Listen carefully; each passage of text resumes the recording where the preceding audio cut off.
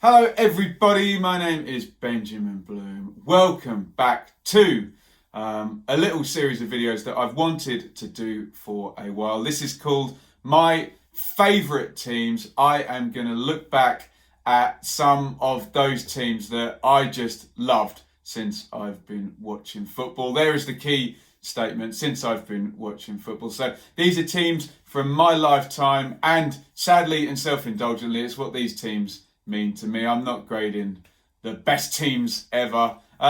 These were the ones that were there when I got into football, and just at certain times, the ones that just took your imagination. So I'm going to go right back to the beginning for the first of my favourite teams, and we're going to start off with Liverpool 1989-90. So this really is when I first got to know about football. I was born in 1982, so I'm sort of 7, 8 years old while all of this is going on. Just getting out on the playground, having a kick around, just finding out how fun it is to play football.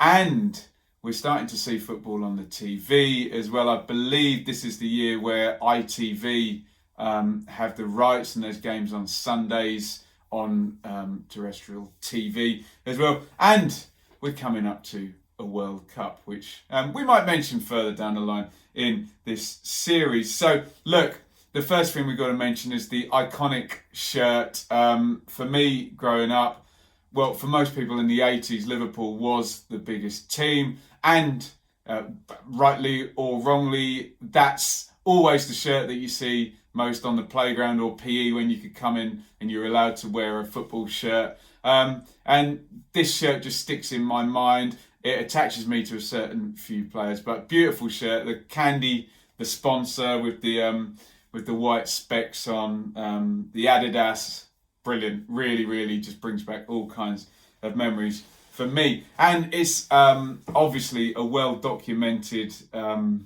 what's the right word, emotional time for Liverpool. The context is that Dalglish is the manager, but we've just had the events at Hillsborough. Obviously, then on the pitch, Liverpool have lost the title in the last kick of the game to Arsenal. So that's the off-pitch and on-pitch kind of setting for this season. Some people argue that the 87-88 team was better, but this is my favourite teams, and I don't remember the 87-88 teams. This was the first dominant team that I ever saw in my lifetime watching football. So I've already mentioned him in the dugout, Kenny Dalglish, kind of the king of Liverpool, really, the main figure of that club with Shankly, I suppose, but obviously what Dalglish did on the pitch, and then as the manager, and in relation to the time around Hillsborough, he's kind of the number one guy when you think of Liverpool, and they've renamed the stand now after him. So he took over in 85-86, a few seasons before, and immediately won the double. And if you remember, he's still playing, he's playing manager, scores that goal at Chelsea where he chests it down and volleys it in. However, in 86-87, no trophies for Liverpool. So Dalglish builds his team in 87-88. In comes Barnes, Beardsley, Aldridge and Houghton, and that's going to be the nucleus of this team. Out goes Ian Rush, legendary forward. Off he goes to Juventus. More from him later, however. Liverpool are champions, but they lose famously in the cup final to Wimbledon. I have no recall of this as a 5-6-year-old then. Looking at the squad, I'm sure if there's Liverpool fans watching this, they'll be able to smart me up exactly how they played, but just some real legendary players here. I've just taken a sort of cursory look and tried to get my head around what system they would have played. So if anyone can smart me up in the comments, please do. Bruce Grobbelaar, eccentric, amazing, from Zimbabwe. goalkeeper. He's been there a few years, obviously the famous European Cup final antics. Lots of options at fullbacks, youngsters, David Burrows and Steve Staunton. I remember Graham Souness admitting that his biggest mistake was selling Steve Staunton.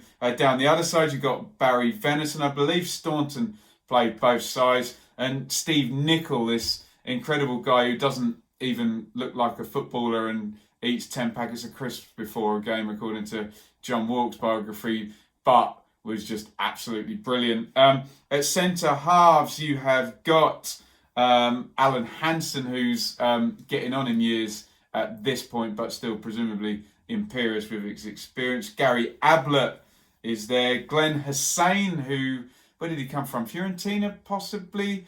A Swedish defender, so they're a bit ahead of the curve on the European imports there. And Gary Gillespie, who was massive tall centre half as well to choose from. In the midfield, it's just, well, it's ridiculous. You have Nicol, who can play down the right. Ray Houghton, also great winger, who'd come in as part of Dalglish's first rebuild there. Steve Mcmahon, superb box-to-box number 8, could score, could tackle, could sit, could pass. Ronnie Whelan, who you would describe more as a playmaking type, with McMahon looking after him.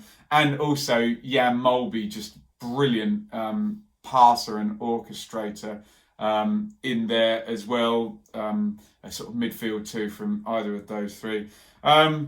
The star turn is John Barnes down the left wing, who has been Footballer of the Year. I don't know if he ends up, I should research that, shouldn't I, whether he ends up Footballer of the Year again in this one, but quite ridiculous when you actually watch back the footage of John Barnes in this era, just like totally unstoppable, double marked, dribbling, crossing, early opponent of back heels, and just a strange comparison, but the skills you'd see and the level that you'd see Ronaldinho doing at Barcelona. Barnes just a ridiculous player at this point. Up front, you have Peter Beardsley, the number 10, and when people talk about Eric Cantona changing football and Dennis Bergkamp, where 4-4-2 essentially gets killed by the number 10s, I actually think Peter Beardsley is probably the front runner, and even maybe Paul Merson around the same time, for this type of thing. This skillful player who comes back, links with midfield. Beardsley, brilliant dribbler, and if you hear Gary Lineker talk about it, the link forward, just absolutely superb. John Aldridge is there to begin with. It was him that missed the penalty in the cup final, wasn't it? But Ian Rush is coming back. Dalglish saves him from Juventus. I think literally goes and grabs him at the airport and brings him back. They take a while to integrate him in the team, but it's difficult. I'm not a Liverpool aficionado, but maybe even in this period, even as lethal as he was in those early 80s times when he's sort of 30 to 40 goals a season. And then, strangely at the end, on loan comes Ronnie Rosenthal, who I know a lot of people, when you say Ronnie Rosenthal, think about him missing an open goal at Villa Park. But he comes in, it's Standard Liège, I think, on loan, and goes on an absolute rampage scoring at the end of the season. So don't think that Ronnie Rosenthal was a joke footballer just because of that one miss. He makes quite the impact. In the league, Liverpool obviously go on and win it. Is that their last championship? Or is it, do they win it? No, Arsenal go and win it again. I think this must be their last championship. I'm sure someone will correct me in the comments. Unbeaten in their first 8. There's an odd run of 4 defeats and 7. But from the 2nd of December, Liverpool only lose 1 in 23 games. Kind of coincides with them reintegrating Rush into the team, and all of a sudden you have Barnes, Beardsley and Rush in the same team. Oh, goodness me. In the League Cup, they actually get knocked out fairly early. They come up against old foes Arsenal, and Alan Smith does for them again and knocks them out. Remember, this is a time where there is no Champions League. In fact, there is no European football for English teams. So there's none of this resting players. It's that would have been champions Arsenal against second place Liverpool. In the FA Cup, it's a bit of a classic run, this one. They draw at Swansea in the third round and then win the replay 8-0. This team could just score goals for fun. Fourth round, they draw at Norwich, and that's a good Norwich team as well that finishes rather high up in the table under Dave Stringer. Win the replay 3-0 back at Anfield. In the fifth round, they do Southampton 3-0. They go away. Again, they play a lot of games in the FA Cup to QPR. It's a 2-2 draw there. Back in the replay, they win at home. And then a famous game that we'll talk about in a minute, the semi-final classic.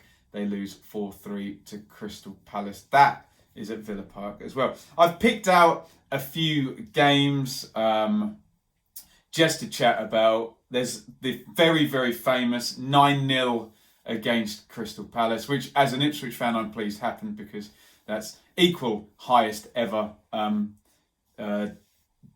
winning margin in the top league. Although a lot of people just go for Premier League, which throws Ipswich under the bus. That was in September '89, so near the start of the season.